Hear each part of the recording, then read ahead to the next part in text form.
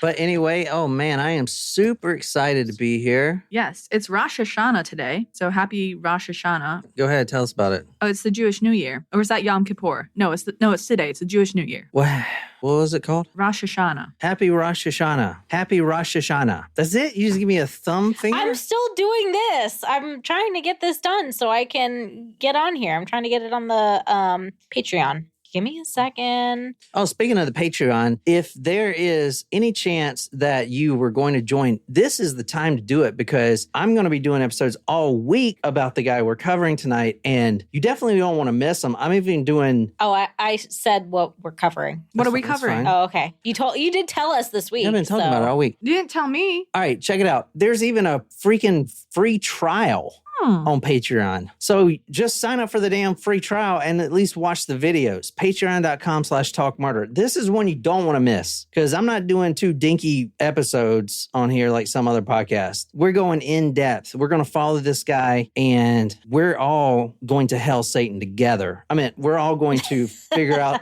this guy's background together. I mean, what? So you definitely do not want to miss. I'm telling you. And those are going to be exclusive. And you're going to hear it on iTunes like a week later. And you'll be like, man, that would have been so cool to see. That would have been so cool. Well, I'm actually really excited about this. It's getting to be pretty much your favorite time of year. Like, let's just call it officially fall. Your favorite time of year. It was cool outside this morning. So now I am ready to accept fall. Yeah, it was perfect outside. It was absolutely gorgeous this morning. That is true. It is my favorite time of the year. I love this season. Probably because I do true crime all the time, you know? You love horror movies. I love horror movies, yeah. Horror, not horror. No, I meant what I said. I said what I said. Y'all. Canceling, rejoining, and getting a new surprise shot. As long as it's not a shitty surprise shot. And I think what did she request? Who? Yeah, and if you're a Supremo, you don't have to have one. You understand it, right? We'll do multiple. We'll just prioritize who has not gotten theirs yet. But if you are a multiple month supporter as a Supremo, we'll do some more shots. And Lauren, we have something coming for you. Yep. Yes, I just didn't know how to fill out the customs form. No Vegemite. We're going to Vegemite. How do we banish somebody from the Patreon? No Vegemite. Yeah. No Vegemite. All right, let's see who is on the live chat here. We've got, Sable, we've got Lauren, we've got Tina, we've got Brittany, Shram, Brandon, Art, who else? Is that it? I think I got everybody on the first time around. Any new Supremos to welcome, Jen? No new Supremos, but we do have a couple of new tacos that joined this week. So welcome to Danielle. What's up, Danielle? Yeah, hey, Danielle. Thank you so much for joining. And I think last week we shouted out Manga, but I'm not sure if I don't think so. Manga? Oh, yeah, like Manga. The comic book? Manga. Is that how you spell it? Same way? Yeah. So welcome, guys. Thank you so much for joining. Like the comic book. I sound like such a uneducated old guy. What's up, Manga? And what's up, Danielle? So thank y'all so much for supporting us. Guys, if you don't support us on Patreon, like John said, this is the time to do it. But we could not do what we do and continue to do what we do without your support. And like I've said before, I don't think we would want to do it without your support. So I'd probably still do it. I ain't got nothing else to do. I'm just kidding. Nicole's like, no, he is not kidding. No, you're right. We wouldn't be able to do it. Yeah. Full time, at least. I would have to work at Home Depot. And yeah, that would... I love Home Depot. Yeah, so I that do would too. be pretty awesome, actually, in some respects. Yeah, until I stabbed my manager with a shovel. Yeah. Like I almost, I was trying. I didn't stab the possum. I let it. It was living. I'm just glad that it didn't die. But yeah. Wow. Oh my God, I am excited today. I hope everyone's having a great day, and oh my God, I'm all I'm gonna do right now is just log into the live chat to chat with you guys, and we'll get started. Oh, we gotta do your surprise shot. Mm-hmm. This shot is for Rachel. Rachel, this is a specific one, correct? It is. That she has requested? It is a request, yes. This is for Rachel. Surprise shots. Surprise shots.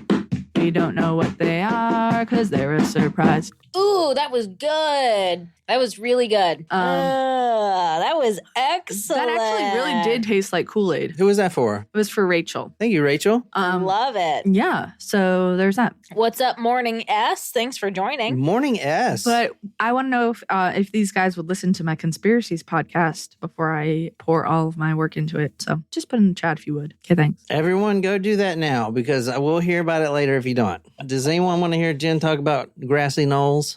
Conspiracy? What is it? I'm not a conspiracy theorist, but. I'm not a conspiracy theorist, but. Does anybody want what was in the shot? Amaretto, Midori, vodka, and cranberry juice. I'm just kidding, Jen. It's going to be a great podcast. It was a fabulous shot, and I'm sure it will be a fabulous podcast. Jen, come to Hawaii during your free time and don't bring John or Nicole. Wow, that's okay. That is, wow, that one kind of hit hard. We already had a discussion around how she would love for all of us to go to Hawaii. However, that is pretty much an impossibility for you, and also an impossibility for me to go that far away from you.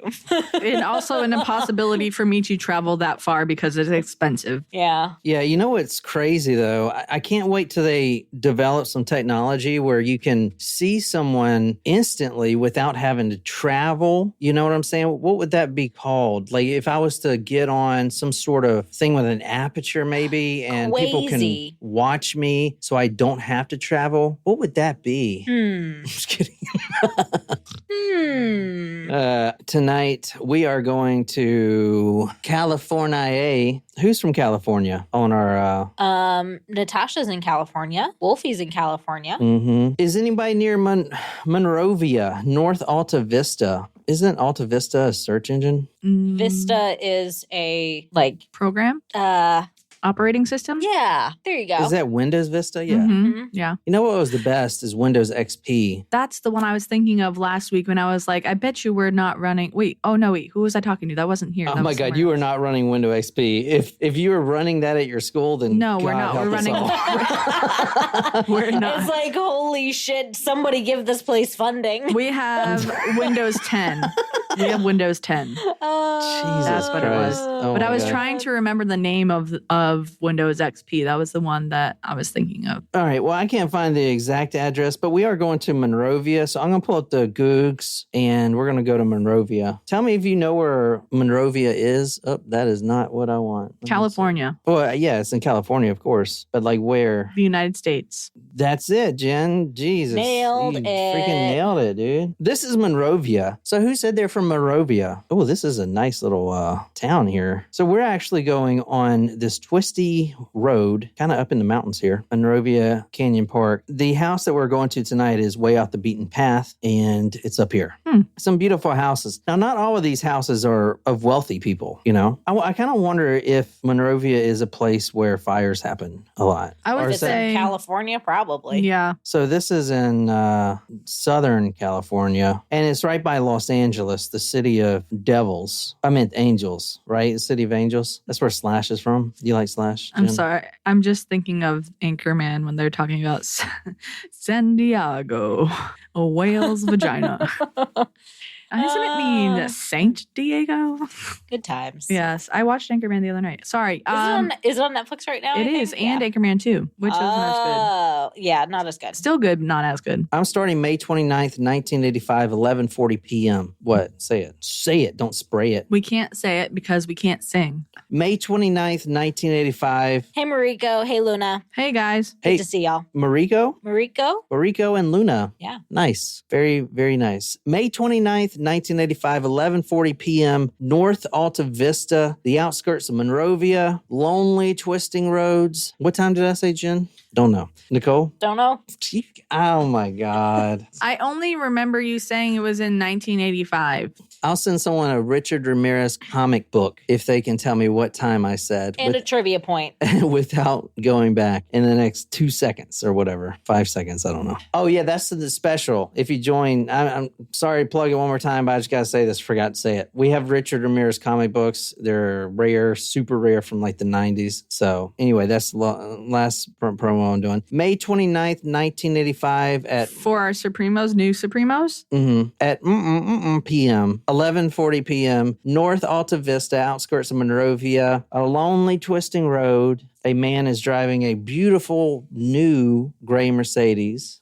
This is 85, so... Top down? I'm thinking tape deck. Yeah, tape deck. Yeah. But all the amenities. Fully loaded. Fully loaded. Like yeah. a baked potato. Leather seats. This man is driving these long, twisting roads. And we're going to talk a lot about this guy, but he doesn't need a compass. He doesn't need GPS. He doesn't need a map. Well, he couldn't have GPS. It was before it was a thing. Because this man was going where his God was telling him to go. And his God was saving. God was in control. This man has went through this subdivision. Now, the subdivision near the mountains is spread out. So it's not really a subdivision HOA, but there are a few homes. They're ranch style homes. Not all of them are insanely wealthy. They don't all have pools. Some of them are just normal people who've been there forever.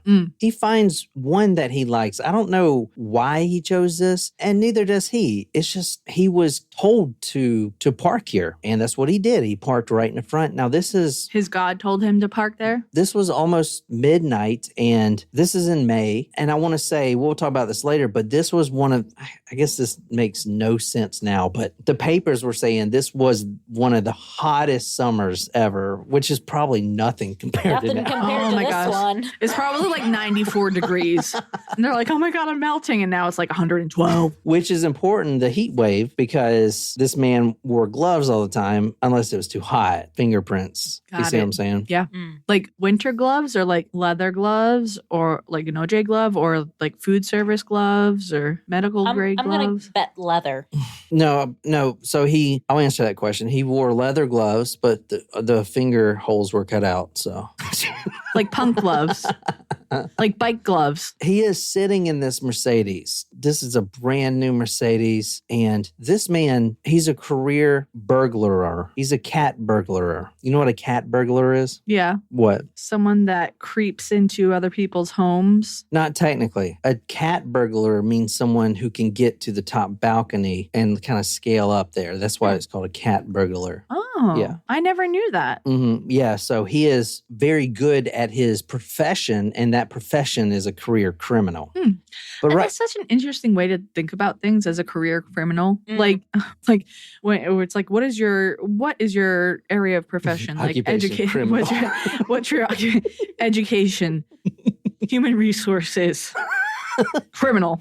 Like, you could put that on something. I mean, you wouldn't get hired anywhere else, maybe, but... I always have trouble telling people what my job is. Oh, I edit audio. I mean, it's true. Yeah. You know, I edit a trashy crime podcast. All right. Anyway, this man knew the first thing you need to do is not case out the joint. He's sitting in that Mercedes, and the first thing to do is just...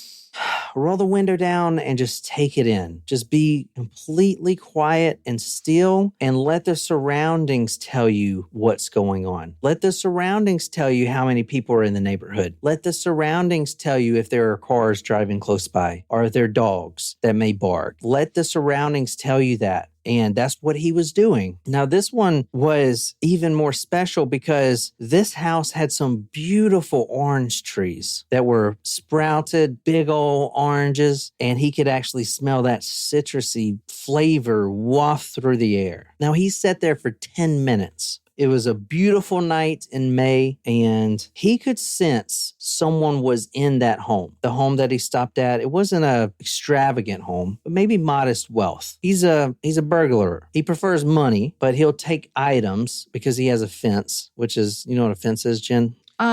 Is it that thing that's like a barrier between two properties? That's called a barricade. Like the barricade outside we got? The wooden one? Yeah, the wooden barricade we got. Yeah, that's not correct, Jen. A fence in this sense is someone who you can sell a stolen good to, and he knows how to get rid of it. So okay. If you would never want to go to a pawn shop, you would want to go to someone who could sell it out of town. You'll get a lot less for it, but hey, you're getting something. And if you break into a home and it's more jewelry than money, then that's kind of what you got to do. So every good, and just write this down, every good professional criminal needs a good fence contact. Yes.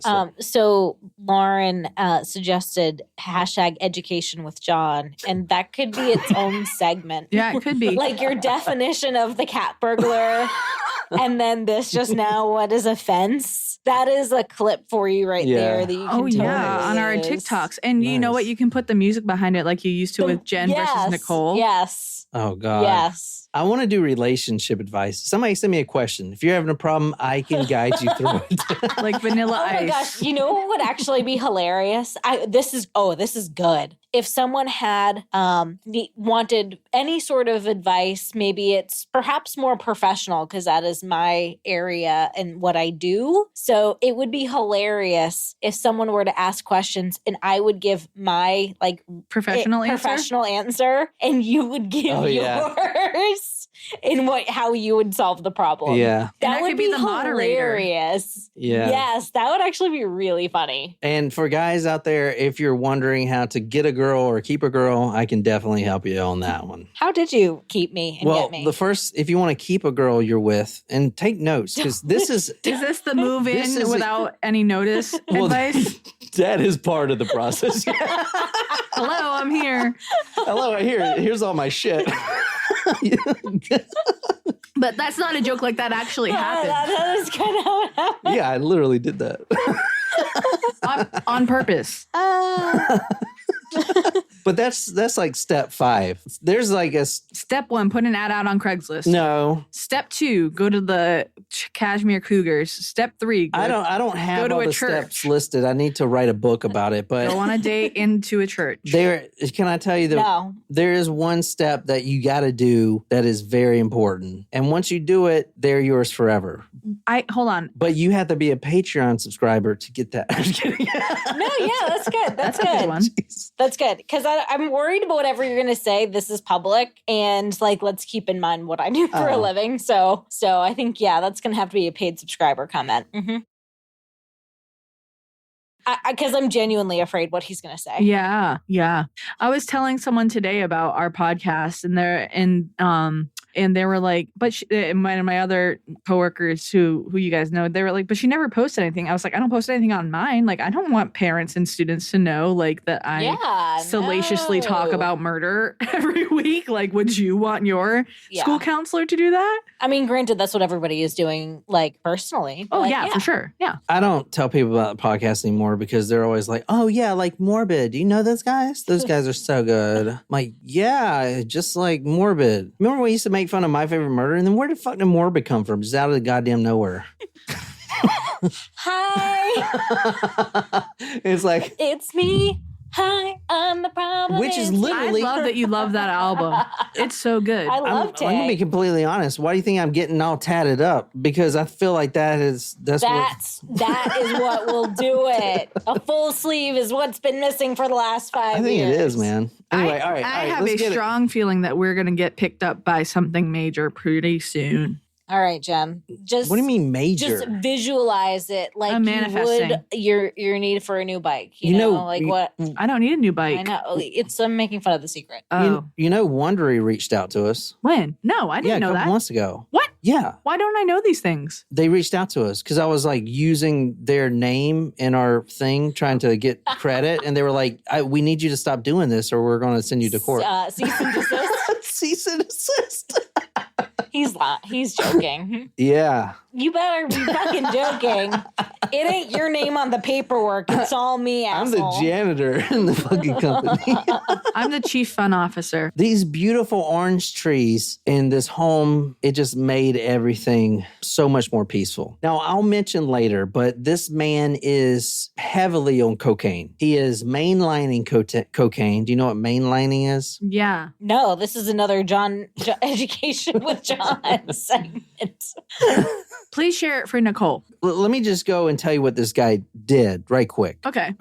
This is not part of it, but I think it would maybe fit in. I don't know. Maybe not.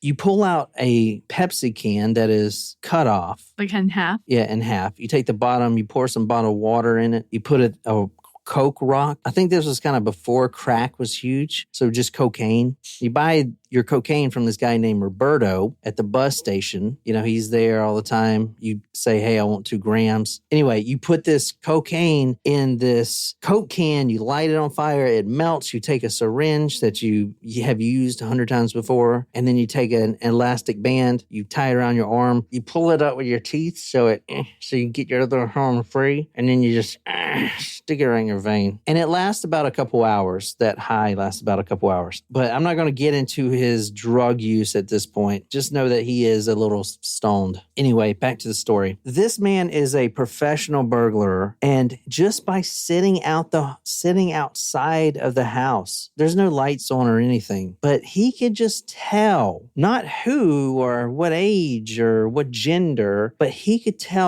sense that there was at least one person inside the house. Okay. I don't know why. Maybe it's just these little things that he don't even know. Subconsciously, maybe the gate is unlocked, or it looked like it was recently shut, or the grass has been stepped on. Whatever it is, subconsciously, he knows someone's in there. Now, he's a professional burglar. A professional who does this for a living would not want to enter a home knowing someone is in there. Mm. And that is a very interesting dynamic with this man, because he could have easily found a home that was unoccupied. Right. Do you think the Hamburglar shared the same sentiment? Like, I feel like he would want to make sure people are home so that he could eat the burgers after they've been cooked. Yeah. That would be so funny if somebody did a video and they sentenced that burglar to 30 years in prison. There you go. There's a skit you can do. McDonald's, you can add us for your next ad campaign. We'd be happy to be a sponsor. When it's Hamburglar Day and not Grimace Day. You are hereby sentenced. You are hereby sentenced to 30 days of hamburger deals.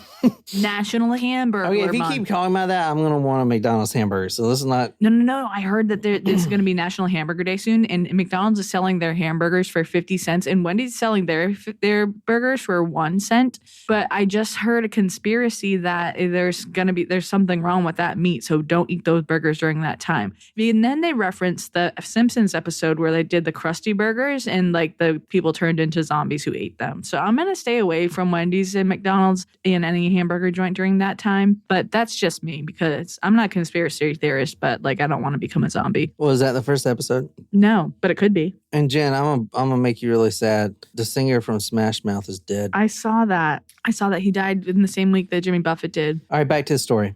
This man sitting in this Mercedes with the window down, he could sense that someone or someones were inside, and that didn't deter him. Number one, he didn't have a choice. He was there because his God told him to stop there. And number two, he often thinks about to the day when he was a teenager and his older cousin, who was a decorated special forces soldier who fought in Vietnam, pulled out a shoebox under the bed. Now, this man sitting in the Mercedes at the time was a teenager. His older cousin pulls out the shoebox and was like, hey, I need to show you something. I think you're going to really like it. Inside that shoebox was a collection of photographs he has taken. And this was, like I said, a decorated soldier in Vietnam. And one of those photographs really stuck in his mind. And he always replays this moment he saw it. It was the photograph of a small girl. Now, she was dead, of course. This is in war. Miguel was his name, the older cousin. He had actually no choice but to kill the small girl because he had spent the last 10 or 20 minutes violently raping her. So obviously he has to kill her. The photograph was a conquest. Her legs were spread, she was used, choked, and she was dead. But this man, as he's sitting there in this car and he knows that there are potentially women inside this home, he is thinking about this photograph and he is just thinking about the options. Yeah, there may not be a lot of money in there, but there's something else that he really, really wants. That's pretty bad, isn't it? Mm-hmm. Yeah. There were 2 females in that house. He didn't know who they were, how old they were, but I'm going to tell you right now, the owner of the house, Mabel Bell, Oh, Mabel. Huh? Mabel Bell. Well, she is often called Mabel.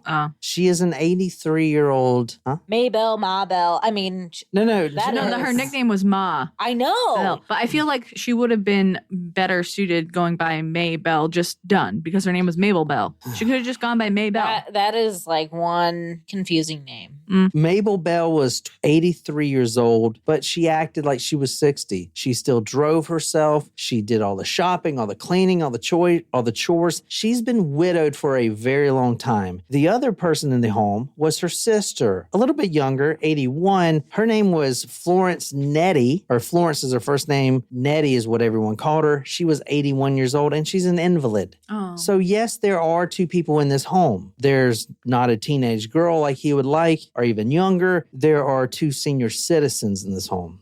I'm sorry. Can you repeat that last line? There were not younger girls like he would like. Like he would like. Yeah, his taste was for the young. I just told you that he was shown a photograph of probably an 8-year-old girl raped in Vietnam, and he always brings that photo back in his mind. He talks about it a lot. And he's thinking about that even when he's outside the car. He's trying to get himself together. He's thinking about who's inside. He's fantasizing about what the possibilities could be inside. These are two older ladies, 83 and 81. One is a complete invalid, which means she doesn't talk, she doesn't move, she has to be taken care of.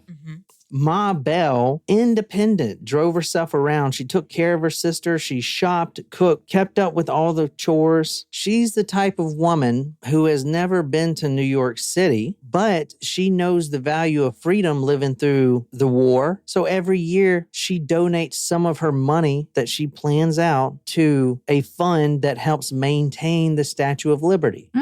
Cool. Which is pretty cool. I found that very interesting. Yeah. So that's the type of woman who's in there. I wonder if they still do that. Yeah, I was actually thinking about that. That's pretty cool, isn't it? Yeah, that's kind of neat. Yeah. You know what would be cool if they restored the Statue of Liberty so that she was copper again? Yeah. Or I'm sure that would be super expensive. Yeah. Or put her like in like a freaking cutoff. You see your titties, you know, or not titties, jugs. Not jugs. Do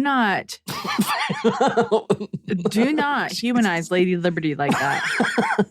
Jesus Christ. Ladies and gentlemen, my husband. Thank you. I've been under the influence, okay? So he was about to say he was drunk, and then he realized that he wasn't drunk. I'm also interested in his tell-all, how he got me. The more beer I drink, the more hot the Statue of Liberty looks to me. You're not the only one fully erect. Wait, that is What? That is too much. I'm going to put the beer down. I think you're thinking of the Washington Monument. What? The Washington? Have you noticed every monument is basically a penis? It's a phallus, yeah. Well, I wouldn't say that the Lincoln Monument is, because that's actually a man. Yeah. Yeah, but with a penis hat. Look at the hat. It's huge. No, he's not wearing a hat. He doesn't wear a hat in the monument. Yeah, that's true. Oh, I don't know. I really want to go to DC and spend some time there, and go to the Smithsonian. Why? And get shot? What the fuck? I want to go to the Smithsonian. All right. So what I'm trying to say is this is a very active, independent woman. Mabel has been independent for a long time because she's been widowed for a long time. She wasn't showy, but like all women, occasionally she liked to pull out that lipstick. She had her favorite that she always kept on her nightstand. And I believe this was to show that she still has it and she can wear this better than the younger girls. And that was the Revlon Formula 2, which was featured in the Vogue magazine 1983. Very cherry red. This man gets out of the front seat of this Mercedes, and I didn't tell you this at the time, but I wanted you to think that this is a rich man driving that Mercedes and everything, but he actually just picked that Mercedes up from the Velvet. Does he own that car? From the Velvet Turtle restaurant. and he stole it. It was a hot car. That's what they call a stolen car. I'm sorry. I just thought of a turtle wearing a velvet jumpsuit. Which is actually a good way to do it. You get to drive a new car every day if you steal one. I'm just saying, like, I was like, damn, that's actually pretty smart. Well, you'd have to know how to hotwire a car unless you stole it from the valet section. He gets out of the front seat, careful not to slam the door. He has gloves on because at this point in the story, I'm kind of starting in the middle. He knows the cops are looking for him. He's been in the paper and he's been following that paper pretty consistently. He was already a wanted man. More than that, he was a boogeyman. He enters the home through the front door because an 83-year-old Mabel, she grew up in different times where you didn't have to lock your door, especially in Monrovia, California. That's not a thing. Crime is just not like this.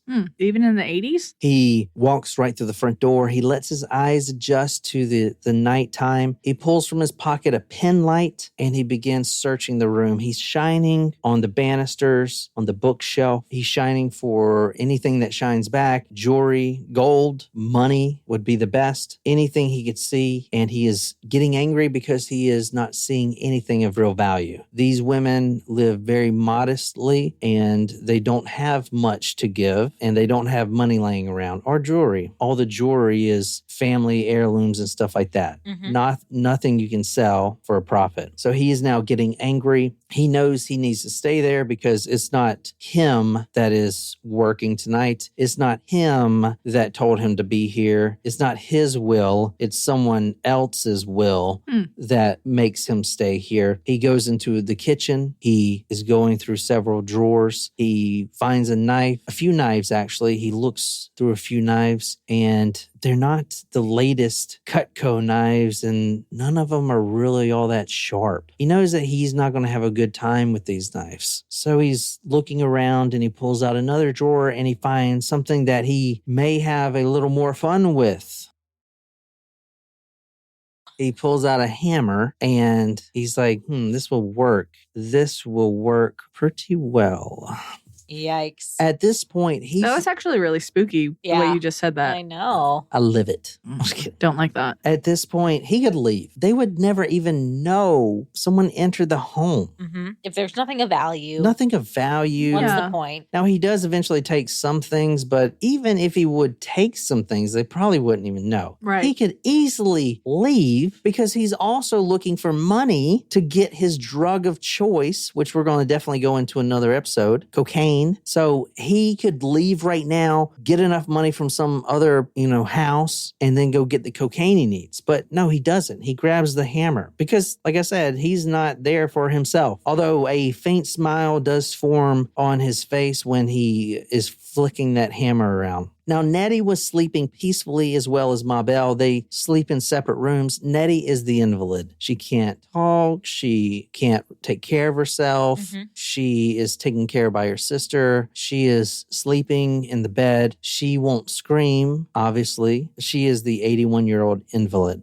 He walked into her room just by happenstance at first, and he's standing there, and he stands over her for quite a while. In fact, we know exactly when what he is about to do happened because in the excitement, her alarm clock, one of those old-timey ones, it did have batteries. It fell and hit the ground and stopped at 12:06 a.m. At 12:06 a.m., he was in the middle of what he's about to do. Nettie, the invalid 81 years old, was sleeping peacefully. This man walks into her room and stands over her for several minutes. Like I said, he's been following his crimes in the paper, and he's at this point very upset about his personal branding. The walk-in killer, they're calling him. The walk-in killer. That didn't truly tell his story. No, because he drove there in a Mercedes. He is standing above this woman. He grabs the hammer with his right hand and raises the hammer above his head.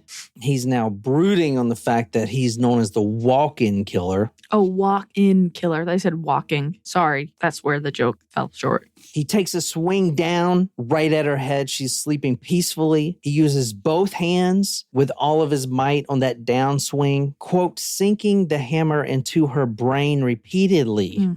Now, we can all imagine what an 81-year-old forehead and the skull would be like. Brittle. There's a reason why women of this age and men of this age take calcium supplements. Their skulls and their bones are thin. Sinking this hammer in over and over and over into the side of her head, the top of her head. He didn't mind the blood nor the brain matter that entered his mouth and flew on the walls. And you're going to read from the autopsy. I am not exaggerating on any of this. They use the word brain matter like it's just a regular adjective. The time was 12:06 a.m. and in the excitement, he knocks Nettie's clock from their nightstand and it stopped ticking. This man would later say, I love to kill people. I love to watch them die. I love all that blood. But even though he loved his job so much, it was very strenuous on him and he felt sort of winded and his high was wearing off at this point. He needed help. The next sacrifice, even because he thought Nettie would be a sacrifice, and she was. This sacrifice coming up because he's already seen another woman in there, Mabel. Mm-hmm. This sacrifice, he is calling on his god, Satan, who actually, if you think about it, most gods would want you to do all the work, to give them the sacrifice. But I feel like Satan, at least in his mind, wouldn't mind helping to do this dirty work because he most likely also loves the brutality and the blood and the hate and the depravity. From true crime author Philip Carlo calling on Satan to watch what he was about to do, he raised the hammer and struck Mabel in the head. She woke up screaming in a panic, thinking she was in the middle of a terrible nightmare. The first thing she screamed because she saw this man, this tall, skinny, lanky man, the shadow. This man is wearing all black. He has his hammer just going down at her. She tries to lift her arms up and she's screaming, I have no money. What? Who are you? Get out. Can you read the next one?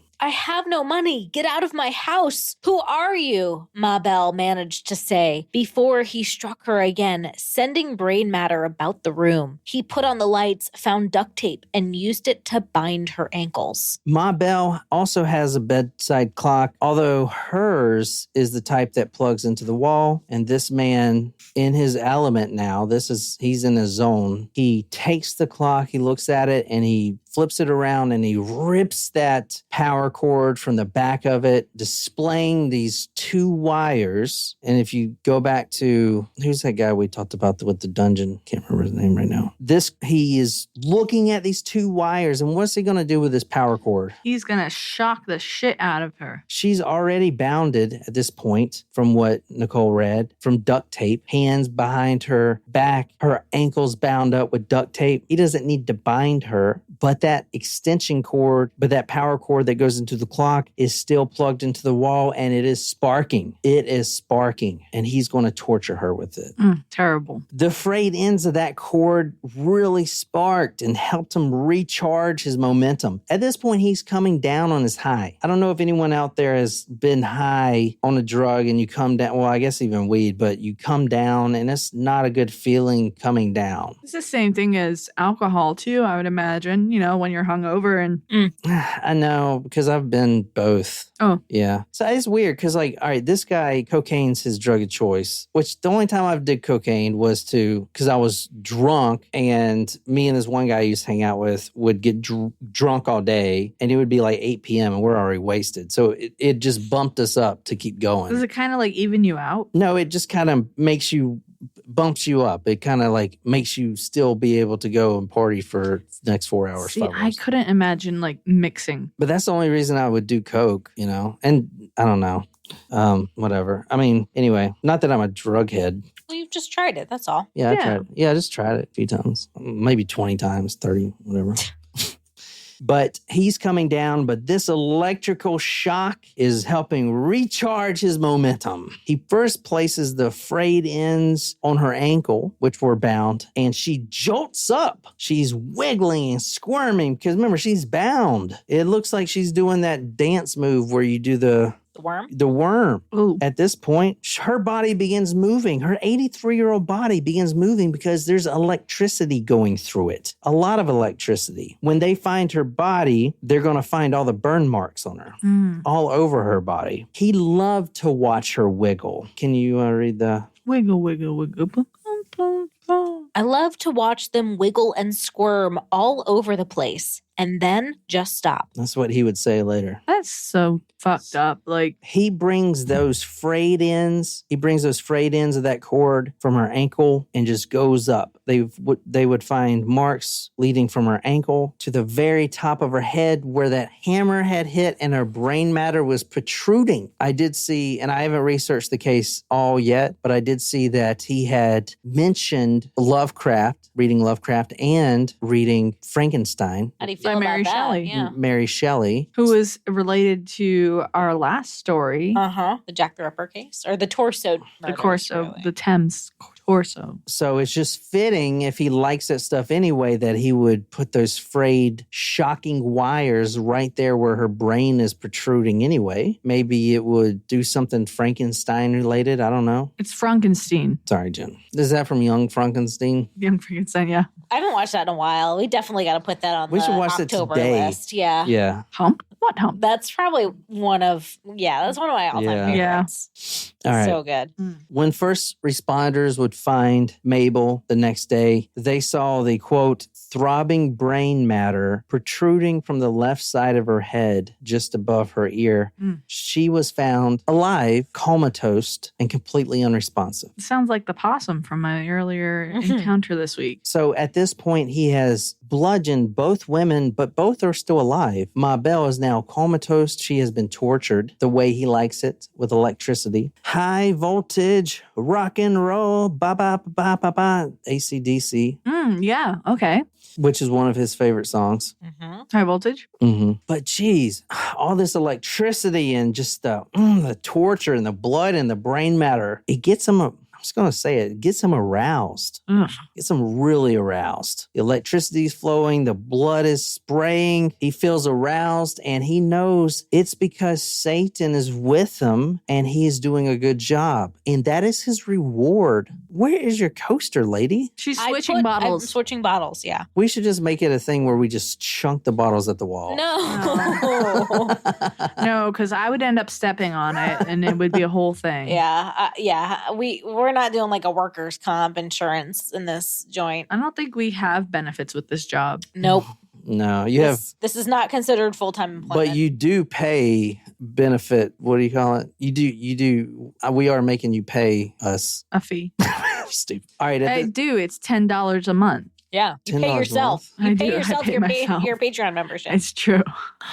This man, he begins feeling aroused. He knows that's his reward for doing such a good job from Satan. Satan's making him aroused. I'm not just making this up. I'm not just saying this to say this. This is what this man is thinking at the time. Right. 100%. He is doing this for this reason. Do you understand it? Correct. So far, I've mapped out 3 priorities in his life, and they go from the following: drugs, his drug of choice, cocaine. That's number 1. Number 2 is not rough sex, because rough sex is for a bunch of amateurs. He wants violent sex. Oh. He needs blood. He needs bloodshed. He needs rape. He needs fear. He needs that. And number 3 is his devotion to Satan, which I feel like, a lot of Christians out there put God first. I feel like Satan doesn't mind being third, because he himself also likes the fear and the rape and the torture, right? No. Okay. Anyway. I don't like that, but it's okay. I mean, I guess. Can you read the next one? From true crime author Philip Carlo, sexually charged by the violence, the torture, he returned to Nettie Lang, ripped off her nightgown, and he raped her. Satan, he knew, would be pleased with this work, or it was cruel, brutal, and truly bestial. He goes in there. Bestial, that's a word. He goes in there. Jesus. Nettie, 81, is invalid. Not only that, her brain matter is on the wall. They find... Is she dead at this point? No. God. Both part of her brain is not in her head, and she's still alive. In fact, we're going to read, both of these women survive, but they're both comatose. Both completely incapable of doing anything. Mabel will die soon later in a coma. She will just pass over to the other world. Nettie her remainder of her life being fed through a tube. She's a vegetable. And this man would want it that way. He does want it that way. way. Because think about it. You kill someone once and that hate, that fear, that brutality is just one and done. But now he knows and he feels good that every day someone has to feed her through a tube. So he's a sadist. Among other things. We're going to use the word Satanist a lot in these stories. No, but I said sadist. That's different. No, there's more than he is, but he's a Satanist as well. I'm talking about something else. All right. Yeah, you are. But I'm just saying. Sorry, go on. We're going to use the word Satanist a lot in this man's story, and I'm going to really dive into it. But there's different sorts of Satanism. The most popular being what Anton LaVey put out as Satanic Bible. That's using Satan as a symbol. It's not even really worshiping Satan. It's worshiping yourself and being free. It's more hippie shit.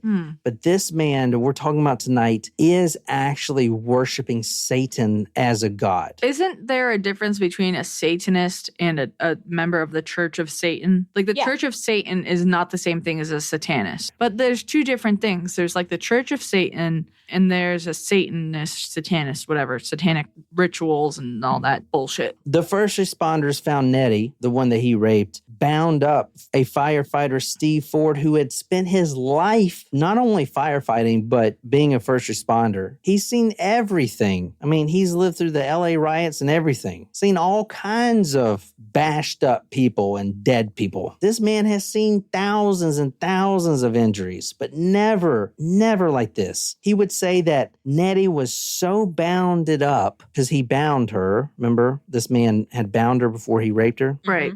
Her hands were so bounded up that they were black, which means the cells, dead blood cells. The cells had already died and began decaying. Dang. There was so much swelling, the wire had cut into her skin, and the flesh on the backs of her hands had split like furrowed soil. Jeez, what a description. This is an 81-year-old invalid female. This is why I wanted to start the story here. I could have started anywhere. And no matter where I started, it's bad, it's worse, it's terrible, it's horrible. Oh, God. It's just, I mean, this is what I'm bringing you guys into here. She will forever be comatose. Later, a Dr. Michael Argon would notice multiple tears around her vagina where she was violently raped. Now, as an invalid, she doesn't even move. Plus, she's bludgeoned already. It was finally time for this man to, as I said before, this man was not happy with his current moniker. The walk-in killer? What the fuck is that? It was time for this man to reinvent himself and more importantly, to allow the world to see the one true God, the God that actually does something for you. In his opinion. And that God is Lucifer. I told you earlier that Mabel kept some lipstick on her nightstand. And I said it allowed her every once in a while to go out and get all kind of giggly and just know that she could probably wear it, or she used to wear it way better than the girls nowadays. She lived through, those times. I would say depression times. Yeah. Mm-hmm. So, and do you know depression in the Depression era? Do you know the one thing that women would always buy, even if everyone's broke, is a lipstick. Mm-hmm. Because, and that's incredible. It's an indicator of the economy, actually. The lipstick sales? Yes, because even today? Yes, it's an actual economic term, but it's even in signs of economic decline, the purchase that a woman will more likely buy is a lipstick. Really? Because it is something that can be, if they have a Chanel or a Yves Saint Laurent, they will buy one designer looking thing to make them feel good and they can wear for themselves. And it also has a brand piece where if they're out, they pull out a fancy brand. Like a status symbol. Yeah. Where even if signs are rough, if they have lipstick. So the increased lipstick sales is a direct correlation with recession. Interesting. Wait, so if there are more lipstick sales, we're in a recession? It's a indicator of economic decline.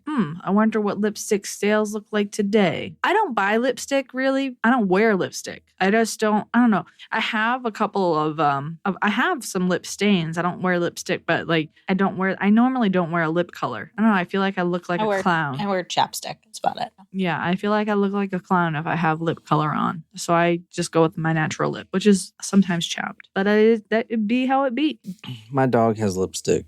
That was so ridiculous. That was unfortunate. This man, this night stalker, grabs this Revlon lipstick and he twists the tube. Now, at this point, Mabel is silent. She's in a coma. Right. But she's still alive. And that's how he wants it. He flips over her body, her left thigh, a varicose thigh, and he draws a star. And this is Hollywood. Let's draw a star. 5-point star. He's in Hollywood. But then he encases that star inside a circle. And then he draws a much larger one right above her head, right above the bed. In her lipstick? In her lipstick. What a sick fuck. A pentagram. He then walked out carrying, after he made himself at home, he even ate a banana because they got all the evidence and stuff. Ate a banana, took a piss, didn't flush it because they cupped out some of the piss, made himself at home. And then he walked out carrying a blood-stained pillowcase from the true crime author we're reading tonight, Philip Carlo, with the sister's meager belongings in it over his shoulder like some Santa Claus from hell. That should be a title, Santa Claus from hell. He throws it in his stolen Mercedes and he drives off. What do you guys think about that shit? That's so fucked up. I don't like it. That's really sad. Can you read the People versus Richard Ramirez? It's only a quick little segment, but this is about the Mabel case, if you don't mind. That's fucked, isn't it? Mm-hmm. Yeah. Like, I feel like we don't hear a lot about crimes against old people, really, but it just makes it worse, I feel like. Yeah. But it didn't matter if it's unexpected, that's for sure. It was going to be whoever was in that house. Right. He was going, Yeah, as long as it was a female, probably, I mean.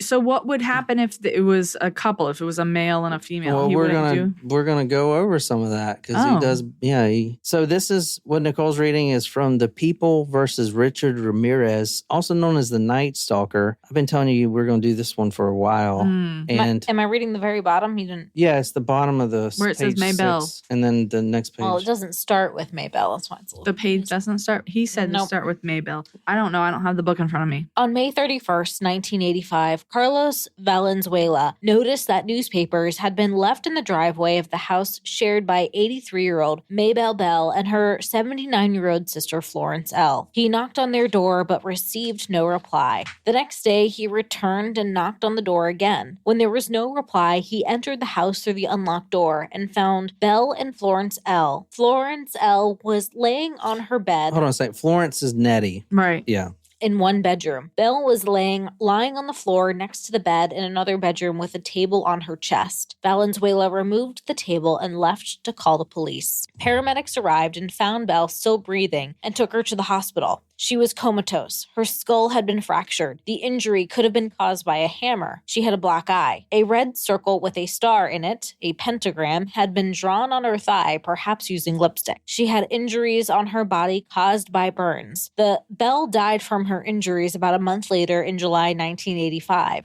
In the other bedroom, Florence L's wrists had been bound using an electric cord and her ankles were taped together. Above the bed, a pentagram had been drawn on the wall. A tube of lipstick was found on the floor. A hammer lying on a table next to the bed had blood and hair on it. Blood and hair on it. Jesus Christ. Florence L. was taken to a hospital where an examination revealed evidence that she had been sexually assaulted. She had a puncture wound in her head, 2 black eyes, and her face was bruised. Florence L. later regained consciousness, but police were unable to communicate with her.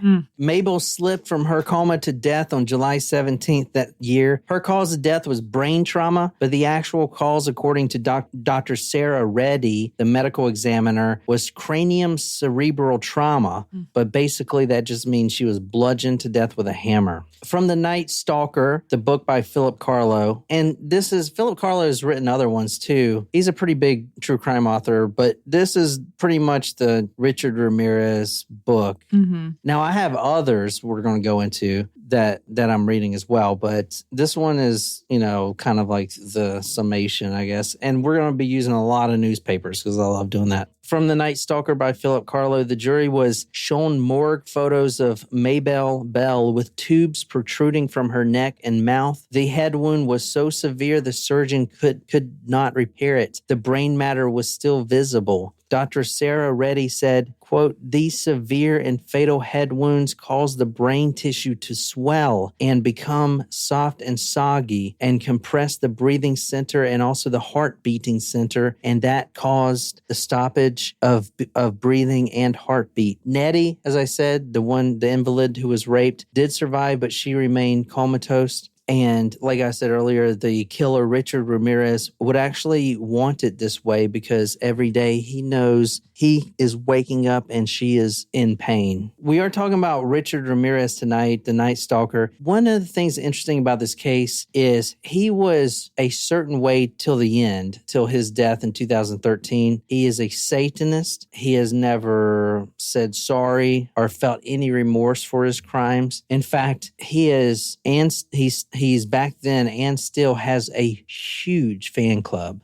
A fan club? A fan club. Oh, no. One I pulled from the book, Laura Kendall, a New York admirer of Ramirez, says, "From the first time I saw him, I was drawn to him." This is her. This is what she looks like. Right there. He has had multiple women come and visit him. He is quite a ladies' man, or he was before his death. And some of the stuff is crazy. Like if you see him, he always wears these Ray-Bans. And he got charged. Basically, they're trying to figure out how to charge him for refusing to take off his sunglasses in court.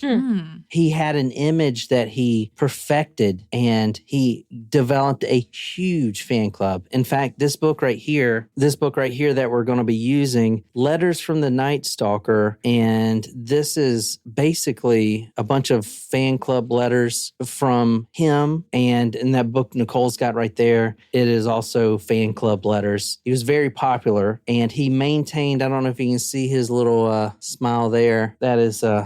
That's him on the back cover, sunglasses, giving the devil horns sign. The interesting thing about that is he maintained his image until the day he died, which a lot of people respect that because a lot of killers, like Son of Sam, you remember, he's like a Christian now, right? Yeah. But not Richard Ramirez. He was Satan until death. In fact, his last words were something to the effect, and we'll get into this, but he said something like, "Death is just whatever. I'll see you in Disneyland," or some shit like that. He maintained that image to the day he died, and that's what people loved about it. I know this is brutal, and it gets really bad. I don't think I'll ever be able to comprehend like how serial killers and murderers have like legitimate fan clubs and people that want to like adore what they do. I mean, I feel like there's one thing. It's one thing if the evidence is questionable and it's like this person didn't do it and you want to fight for their innocence. But if it's like they're not denying it and they are trying to promote this certain kind of lifestyle where it's okay to kill and harm people. Because look at this girl, Eva O. She's a former Christian death metal or whatever. She's had a relationship with Richard Ramirez. But it's just the image, right? I mean, look at him. He is wearing sunglasses, devil horns, like till the day he died, man. Like, I mean, because Satanism is weird, right? We've done Satanism stories, and it's usually the Anton LaVey Satanism where Satan is used as an image. It could literally be anything. It's just more about freedom and doing what you want. That's like the Satanism most people think about. I mean, they think about there devil. There is a really good documentary on, I think it's Hulu. Where that one guy was trying to put a statue of the Baphomet. Yeah. Actually, it was really good. I think, was it called Hail Satan or something like that? I don't know, but it was really, really good, actually, because it was a lot more about how intertwined, unfortunately, like religion is in a lot of our society, like Christian stuff with, I want we should watch that statue. Yeah, this would be a good time to watch it. And it's kind of like, all right, if there's really a separation of church and state, this is how it should be. It showed this, what she's talking about, it showed this one guy who was... I think he was the head of the Church of Satan, I think. Yeah, and he was going out, and he made some really good points. Mm-hmm.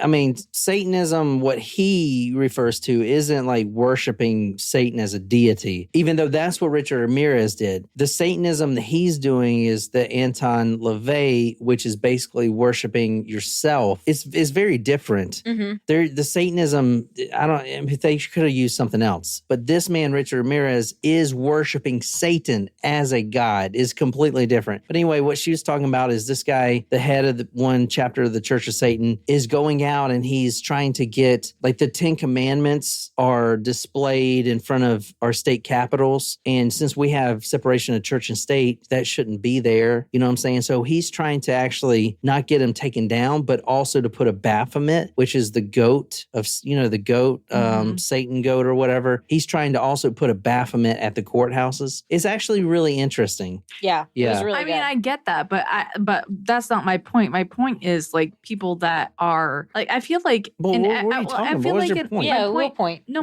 my point was, I don't understand how people flock to and... That was like 10 minutes ago. Oh, yeah. I was like, you didn't say anything about this. What the fuck? How did that... I'm sorry. I thought you were responding to my point about people worshiping killers. I thought that. We probably were, but that was so long ago. Right, because you guys went on a whole thing. But that wasn't my point. My point is that regardless of religion, I feel like that killing people is not a good thing. Like, there's no benefit to killing people. No, if someone breaks into his house, there's a benefit of me killing them. Mm-hmm, mm-hmm, mm-hmm. I get that. Because then we don't have to go Costco shopping. We got meat for the week. I'm just kidding. No, I see what you're saying. Yeah. Jen, you've been saying this for the last 5 years. You never understand how these killers do it. And yet, it's how we make a living. So, which, Well, I'm not talking about the killers. I'm talking about the people that, want to be fan clubs. You're an empath. You feel for these people. I am. We took the psychopath empathic test. I'm pretty far away from the empathic. You know what I'm saying? Yeah. Well, I guess that's why we're semi-successful, is because we all have different personalities and beliefs. Anyway. The psychopath's the way to do it, man. Look at all the successful bankers out there.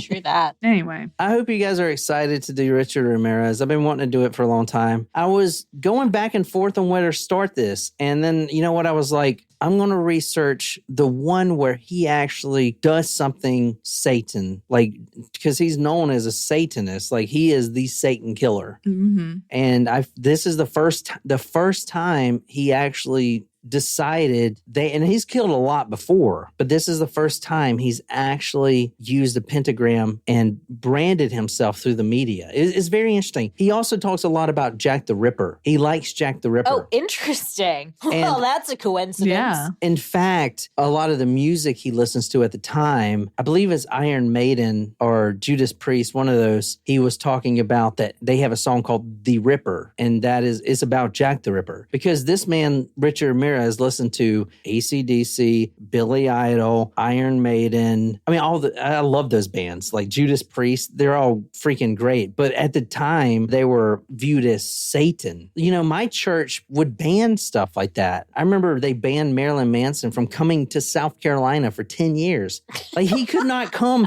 Like, he played not long after we went to see Jimmy or all at one time. The South Carolina court system banned him from my church protesting and sending letters and all, the church power, all the donations and all the whatever. He could not play in South Carolina for 10 years. Like, seriously. No, I believe you. And Marilyn Manson and all those bands, like, if you think about Black Sabbath, Ozzy Osbourne, they were a country blues band who were playing a show. I don't know if you know this. They were some like brass pick or backdoor picking kind of band with some crappy blues name. They saw across the street a theater, I think it was playing a horror movie or something with some kind of satanic twist, and Ozzy Osbourne looks at it. His name wasn't that, it was some regular guy, and he's like, that's what we need to do. These people like that dark emo stuff. We need to rebrand right now. And that's what they did. Like, they're just putting on a show. I didn't know that. That's so interesting. So they're just putting on a show, man. It's crazy, right? Yeah, I mean, fuck. That's why I'm getting all these tats, yo. I feel it. You are rebranding yourself. Literally. I feel like if I'd get a job as a mortician or whatever. Just take us to the top. You have to have a degree to do that, All right. Anyway, that's all I got on Richard Ramirez. If you haven't joined the Patreon yet, go do it. This is my last plug. Free trial, I think we have on there. Dude, you want to see these episodes this week. We're putting pictures on the Discord, everything. I'm going very deep into this guy because I've been wanting to do this guy for effing ever, and no one has done it right, because if any podcast does 2 episodes on Richard Ramirez, is not done right. I learned that the hard way. That's why I did 20 episodes on Jeffrey Dahmer. And if you look, one of the most searched terms is Talk Murder to Me, Jeffrey Dahmer. Like, people want that. Oh, wow. That's cool. And Jack the Ripper is going to be the same. Because, like, that was everything, man. That was so in depth. It was great. And, like, it's going to be entertaining, because that's what this is. But anyway, do we need some theatrics going on? Or, like, we can't sing anymore. So I don't know about that. No getting flagged. But that's all I got. If you subscribe to this channel, please, because whatever, don't want to push it. But we are live streaming every day True Crime Headlines, so at least do that. The True Crime Headlines with us. Cool. That's all I got. And plus, I wanted to see someone subscribe because this thing pops up. Anyway, that's all I got. I hope you guys enjoyed it. That's Richard Ramirez Part 1. Part 2 will be probably Tuesday, maybe. Anyway, that's all I got. You guys got anything? Let's go get a hamburger. Yeah? Sweet. Cool. All right. Until next time, hail Satan. Good night, you lovely, lovely people.